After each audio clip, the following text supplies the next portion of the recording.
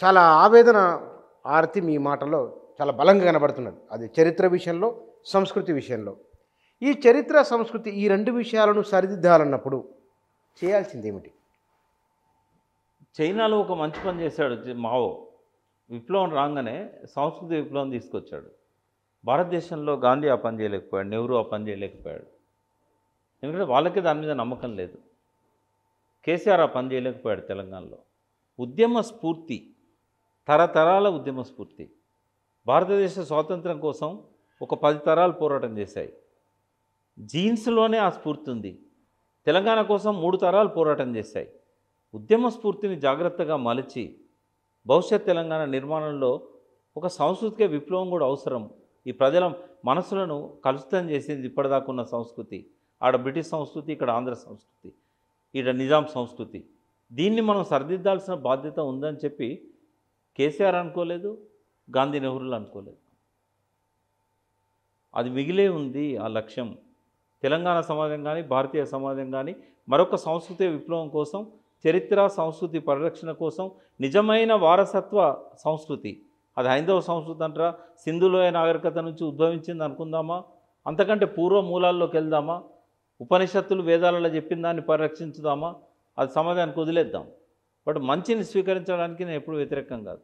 ఉపనిషత్తులో కానీ, భగవద్గీతలో కానీ, అదేవిధంగా వేదాలలో కానీ మన సాంస్కృతిక మూలాలు బుద్ధిజంలో ఉన్నాయి. వీటన్నిటిలో నుంచి మంచిని తీసుకొని ఒక సాంస్కృతిక విప్లవం అనేది పెద్ద ఎత్తున జరగాలి. అది మా కాలంలో మేము చేయలేకపోయినా భవిష్యత్ తరాలకు ఒక మిగిలిపోయే ఎజెండాగానే ఉంటుంది. గొప్పగా ఉండాలనుకుంటాం కదా, మన దేశం గొప్పగా ఉండాలి అంటే రోడ్లను చూసి, బంగ్లాలను చూసి మన దేశం గొప్పదనుకోవాలా? లేకుంటే పార్లమెంట్లో నిర్మలా సీతారామన్ పెట్టే బడ్జెట్ చూసి మన దేశం గొప్పదనుకోవాలా? తెలంగాణలో బట్టి పెట్టే బడ్జెట్ చూసి తెలంగాణ గొప్పగా ఎదిగింది అనుకోవాలా? ఈ విశ్వ సంస్కృతిని వేళ్లతో పాటు నిర్మూలించకపోతే, నిజమైన సంస్కృతిని ప్రతిష్ఠించకపోతే, సంస్కృతి కూడా ఎప్పుడు ఒక తీరు ఉండదు. అదొక ప్రవహించే గంగా నది, ఒక గోదావరి నది. అనేక పాయలుగా వస్తున్న కొత్త భావాలను తన లోపల కలుపుకొని దాన్ని ఇంకా సుసంపన్నం చేస్తూ ఒక సజీవ నదిలా సాగిపోతూనే ఉంటుంది.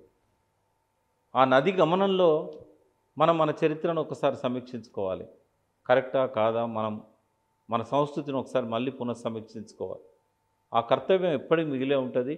దేశం గురించి ఆలోచించేవాళ్ళు దేశభక్తులు, సమాజం గురించి ఆలోచించేవాళ్ళు, సంస్కృతి పరిరక్షణ గురించి ఆలోచించేవాళ్ళు, భవిష్యత్ తరాలకు ఎంతో కొంత జవాబుదారీగా మనం ఉండాలని అనుకునే వాళ్ళు, వాళ్ళ నెత్తి మీద ఉంది బాధ్యత. కేసీఆర్ అంటే మీకు ఎందుకంత అభిమానం?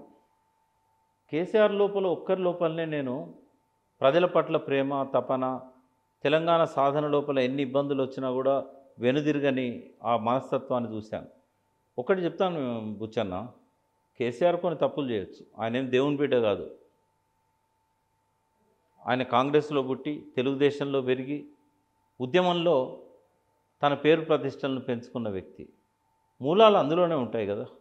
ఆయన వేర్లు ఎక్కడున్నాయి? రాజకీయ పాఠాలు నేర్చుకున్నది ఎవరి దగ్గర? ఆదర్శంగా తీసుకున్నది ఎవరిని? సంజయ్ గాంధీ దగ్గర రాజకీయ పాఠాలు నేర్చుకొని, ఎన్టీ రామారావును ఆదర్శంగా తీసుకొని, నక్కజిత్తుల చంద్రబాబు నయవంచనను ప్రతిదినము పరిశీలించి ఉద్యమంలోకి వచ్చాడు. అంటే గంగానదిలో స్నానం చేస్తే పవిత్రులమైతామని అనుకుంటారు చాలామంది. ఇప్పుడు విషజ్వరాలు వచ్చి చచ్చిపోతున్నారు, కలరా వచ్చి, అత్సార వచ్చి. కేసీఆర్ గారు ఉద్యమంలోకి వచ్చినంత మాత్రాన ఆయన మూలాలు, ఆయన వంటబట్టిన అవలక్షణాలు ఇవన్నీ వదులుకున్నాడని నేను అనుకోను. ఇప్పటికీ ఉంటాయి అవి. కొన్ని ఎట్లుంటాయంటే, మనిషి పుట్టిన కాంచి చచ్చేదాకా కొన్ని వెంటాడుతూనే ఉంటాయి, అన్లెస్ ఆయన ఫైట్ చేస్తే తప్ప. ఒక పార్ట్ వరకు ఆయన లోపల భావాలు ఉన్నాయి, అవే డామినేట్ చేసినాయి కూడా కొంచెం. కానీ తెలంగాణ సాధన కోసం ఆయన పడ్డ శ్రమ, తెలంగాణ సాధన కోసం ఊరూరి అందరినీ కూడగట్టుకున్న పద్ధతి ప్రత్యక్షంగా చూసిన వాడిని. తెలంగాణ ఎట్లా వస్తుంది అనే ప్రశ్న కేసీఆర్ నన్ను అడిగాడు. ఆ రోజు నుంచి వచ్చిన తెలంగాణను ఎట్లా చేయాలనే దాకా ఆయనతో ఉన్న వ్యక్తిని నేను. కాబట్టి మంచిని మంచిగా చూడాలి, చెడుని చెడుగా చూడాలి. ఆయన నాకేం చేయకపోవచ్చు, అది వేరే విషయం. దానిలో కూడా కొన్ని నా తప్పులు ఉండొచ్చు. ఆయన అనుకున్నట్టుగా నేను ఆయన దగ్గర ఉండలేకపోవచ్చు, నేను ఫిట్ కాకపోవచ్చు ఈ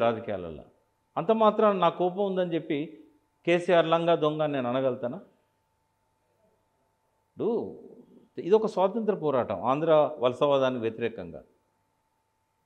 దాన్ని సాధించిన వ్యక్తి ఒక నెల్సన్ మండేలాకి ఇచ్చిన గౌరవాన్ని కేసీఆర్కి ఇవ్వాలి కదా. నెల్సన్ మండేలా తర్వాత పరిపాలనలో 5 సంవత్సరాలు ఉన్నాడు. మరి ఆయన చాలా తప్పులు చేశాడు. అవి హైలైట్ చేయట్లేదుగా. నెల్సన్ మండేను ఇవాళ అందరూ ప్రపంచం అంతా కూడా నెత్తికెత్తుకున్నది కదా. ఏ దేశ నాయకునికి లభించినంత గౌరవం ఆయన చనిపోయిన రోజు దొరికింది కదా. ప్రపంచం మొత్తం ఆయన దగ్గర ఉంది కదా. యాసర్ అరాఫత్ చనిపోయినప్పుడు ప్రపంచమంతా ఆయన గౌరవించింది కదా, ఒక ఇజ్రాయెల్ తప్ప, ఇజ్రాయెల్ సమర్థించే దేశాలు తప్ప. మరి కేసీఆర్ని ఎందుకు ఆ తదనంతర పాలనలో ఆయన చేసిన కొన్ని లోపాల కంటే మంచి ఎక్కువ ఉంది. లోపాలు వ్యక్తిగతం, అహంకారం వ్యక్తిగతం, ప్రజలను కలవకపోవడం వ్యక్తిగతం. ఎవరన్నా చర్చ చేశారా ఆయన పాలన మీద, పాలనా రీతుల మీద? అంటే సెక్రటరియట్ రాకపోవడం ఆయన వ్యక్తిగతం. ఎక్కడుంటే అక్కడ. ఇప్పుడు ఒక పోలీస్ ఆఫీసర్ 24 అవర్స్ పోలీస్ ఆఫీసరే, ఒక జడ్జి 24 అవర్స్ జడ్జే. ఒక ముఖ్యమంత్రి కానీ ఒక మంత్రి కానీ 24 గంటలు ఆయన ఎక్కడున్నాడు అనేది ఇంపార్టెంట్ కాదు. ఆయన అడ్రస్ చేస్తున్నాడా లేదా ఇష్యూస్ అనేది.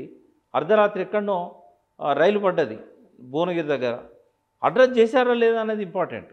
ఆయన ఫామ్ హౌస్లో పన్నాడా, ఆయన ప్రగతి భవన్లో పన్నాడా అనేది ఇంపార్టెంట్ కాదు. సెక్రటరియట్కి వస్తేనే ముఖ్యమంత్రి కాదు. ఇవన్నీ వ్యక్తిగతమైన ఆయన వేరే వాళ్ళతో కంపేర్ చేసుకోవాల్సిన అవసరం లేదు. బట్ వ్యవసాయం, విద్యుత్ శక్తి, సాగునీటి పారుదల, ఇతర అంశాలు ఏం తక్కువ చేశాడు ఆయన? దాని మీద చర్చకు రమ్మనండి. నేను చెప్పిన కాళేశ్వరం మీద ఎవరైనా నోరు జారితే కబడదారని చెప్పాను. ఇవాళ అదే కాళేశ్వరం కదా రేవంత్ రెడ్డి నీళ్ళు ఎత్తిపోస్తున్నది. కొద్దిగా స్లోగా అర్థం అవుతుండొచ్చు. ఇంకోటి కూడా చెప్తా. 100 ఏళ్ల విధ్వంసానికి కేసీఆర్ కారణమైందని చెప్పిన Revanth Reddy world trade centre report ఒకటి ఆర్టిఫిషియల్ ఇంటెలిజెన్స్ సదస్సు మొన్న సెప్టెంబర్ 5-6 తేదీల్లో హైటెక్స్లో జరిగినప్పుడు రిలీజ్ చేశాడు. అందులో ఎంత ఉజ్వలంగా పరిపాలన జరిగింది 10 ఏళ్లలో అనేది సాక్ష్యాధారాలతో ఇదే చేతులతోనే ఆయన బయటపెట్టాడు. ఆ రిపోర్ట్ తీసుకొని దాని మీద చేయండి మీరు. డెఫినెట్గా. మరి 100 ఏళ్ల విధ్వంసం ఎక్కడ కనబడ్డది? 10 ఏళ్ళ ఉజ్వల భవిష్యత్తును, ఉజ్వల చరిత్రను ఆయన ఆ బుక్లో ప్రింట్ చేశాడు కదా. పేరు గవర్నమెంట్ అని లేకపోయినా అది వేసింది గవర్నమెంట్, దాని ఫోరం అది. మీరు టీఆర్ఎస్లో లేరు అనుకుంటే నేను బీఆర్ఎస్లో లేరు. మీరు లేను. బీఆర్ఎస్లో ఈ విషయం చెప్పలేదు, మీరు చెప్తున్నారు. ఏమంటారు? బీఆర్ఎస్లో ఈ విషయం చెప్పట్లేదు ఎక్కడ. వాళ్ళు చెప్పుంటే ఈ పాటికి 70 సీట్లు 80 సీట్లు వచ్చేటివి కదా. వాళ్ళ దౌర్భాగ్యం ఏంటంటే చేసింది చెప్పుకోలేకపోవడం. ఒక్కటి బుచ్చన్న, ఒక్క విషయంలో నేను చాలా కట్టుదిట్టంగా ఉంటా. ఎట్టి పరిస్థితుల్లో ఈ విప్లవాల గడ్డ, ఈ వీరోచిత పోరాటాల గడ్డ, ప్రజల త్యాగాలతో సుసంపన్నమైన గడ్డ, ప్రపంచానికి ఒక గొప్ప చరిత్రను అందించిన గడ్డ, గొప్ప వారసత్వాన్ని అందించిన తెలంగాణ గడ్డ మీద మతతత్వానికి తావు లేదు. ఆ ఒక్క విషయంలో రాజీ పడేది లేదు. అవసరమైతే మళ్ళీ కేసీఆర్ని అధికారంలోకి తెస్తాం, లేదా ఎవరన్నా నా భావాలకు అనుకూలంగా ఉండే ఒక పార్టీ ఏదన్నా వచ్చినట్టయితే ఆ పార్టీని అధికారంలోకి తెస్తాం. కానీ ముష్కర్లను ఎవరిని కూడా మళ్ళీ పునఃప్రతిష్ఠించే ఆలోచన నాలాంటి వారు ఎవరు చేయకూడదు. సెప్టెంబర్ 17 కొన్నాళ్ళుగా జరుగుతున్న ఈ చర్చ, దీనికి పులి స్టాప్ పెట్టాలంటే ఏం చేయాలి? దీన్ని పులి స్టాప్ పెట్టాలంటే ఇవాళ యువకులను, ఎవరైతే 35 ఇయర్స్ లోపు ఉన్న వాళ్ళని ఎడ్యుకేట్ చేయాలి. చరిత్రను చరిత్రగా చూడమందాం. ఇప్పటికీ ఎప్పటికీ భారతదేశంలోనే అంతర్భాగంగా ఉండాలి తెలంగాణ. తెలంగాణ స్వాతంత్ర దినం ఆగస్టు 15. వేరే స్వాతంత్ర దినాలంటే కాంట్రవర్సీ అవుతుంది. ఎందుకంటే నా దృష్టిలో జూన్ 2 తెలంగాణ స్వాతంత్ర దినం. ఎందుకంటే పెనంలోంచి పొయ్యిలో పడ్డది. ముస్లింల నిరంకుశ పాలన నుండి ఆంధ్ర వలసవాదుల పొయ్యిలో పడ్డది. విముక్తి అయింది మేము జూన్ 2. కానీ భారతదేశంలో భాగం కాబట్టి సిక్కిం తర్వాత కలిసిన మిగతా అరుణాచల్ ప్రదేశ్ కానీ, గోవా కానీ, పాండిచ్చేరి కానీ ఇవన్నీ తర్వాత భారతదేశంలో విలీనమైనా కూడా దేశ ప్రజలందరూ స్వాతంత్ర దినాన్ని జరుపుకున్నట్టే ఆ ప్రాంత ప్రజలు కూడా జరుపుకుంటారు. ఈ సమస్య మొదటిసారి చర్చకు వచ్చింది నవ తెలంగాణ పార్టీ పెట్టినప్పుడు. తిరుమలి, తర్వాత మురళి బీసీ నేత వరంగల్, వీళ్ళందరూ కూర్చొని నిజమైన స్వాతంత్ర దినం ఎప్పుడు అనుకున్నప్పుడు, మనం భారతదేశంలో ఉన్నప్పుడు భారతదేశ స్వాతంత్ర దినం కాక వేరే ఎందుకు అవుతుంది మనకు? ఫస్ట్ టైం వాళ్ళు చెప్పారు ఇది. ఆ క్రెడిట్ వాళ్ళకి ఇవ్వాలి. ఇది professor Inukonda Tirumala and Murali Manohar, Warangal Kakatiya university. వాళ్ళ డిస్కషన్లో అప్పుడు నేను కూడా ఉన్నాను. బట్ ఆ క్రెడిట్ వాళ్ళకి ఇస్తాను. అప్పుడు నా మైండ్లో వచ్చింది, కరెక్టే కదా, దేశంలో ఉన్నప్పుడు దేశ స్వాతంత్ర్యమే మనది. అల్టిమేట్గా అదే అవుతుంది. వివిధ ఆగస్టు 15 ప్రాంతాలు వివిధ ప్రాంతాలు ఆలస్యంగా కలిసినాయి అయితే సెలబ్రేట్ చేసుకుంటున్నాయి కదా.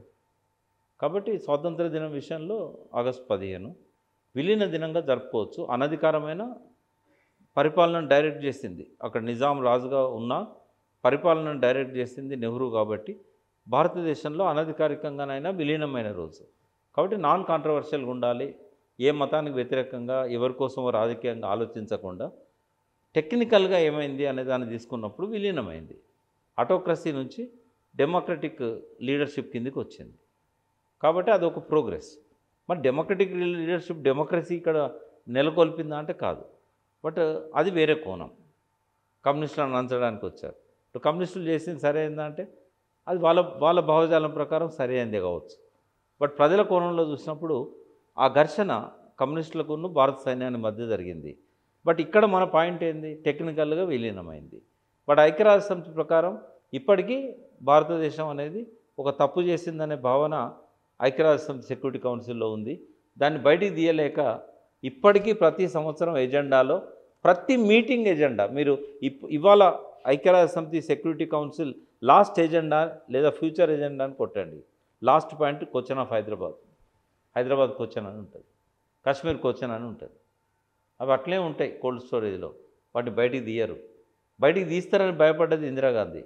69 జూలై 4 నాడు తెలంగాణ ఇస్తానని చెప్పి అర్ధరాత్రి బయలుదేరి హైదరాబాద్లో దిగేసరికి మధ్యలో ఫ్లైట్లో హోమ్ సెక్రటరీ మీ నాయన ఎందుకు కలిపిండు నీకు అర్థమైందా, నువ్వు తెలంగాణ ఇస్తానని పోతున్నావు, తెలంగాణ ఇస్తే సెక్యూరిటీ కౌన్సిల్లో మళ్ళీ హైదరాబాద్ స్టేట్ అంటారు. అటువంటి దాని నుంచి ఆమె వెనక్కిపోయింది. కానీ సోనియా గాంధీ ధైర్యవంతురాలు, ఇన్నేళ్ళు చేయండి ఇప్పుడు చేస్తారా, చేసినప్పుడు చూద్దాంలే, ముందైతే తెలంగాణ ఇవ్వండి అన్నది. కాంగ్రెస్ పార్టీలో నేను గౌరవిస్తాను, ఒక్కదాన్ని గౌరవిస్తాను ఎప్పటికీ.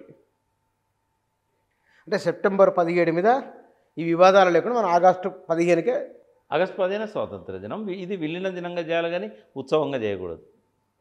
ఎందుకంటే అప్పుడు ఎవరు కూడా సంతోషంగా లేరు. ఉత్సవాలు జరుపుకునే చీకటి రోజు అని చెప్పాను.